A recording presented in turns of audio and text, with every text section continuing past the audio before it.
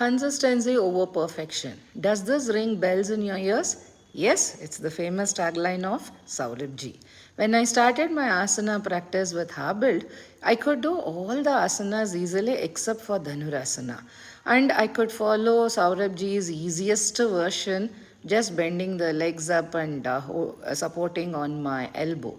But one day when I tried to do it, I was able to do successfully with one leg and I failed miserably with the other.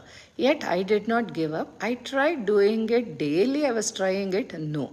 Once I was successful, I thought I achieved. But the next day, again back to square one. But I never gave up because consistency is the key. And since 1 week I am able to do, though not a perfect posture like Saurabh ji, it is a beginning. We will never leave it. Hum honge kamyab ek din zarur. With this, I thank you Saurabh ji for making me consistent.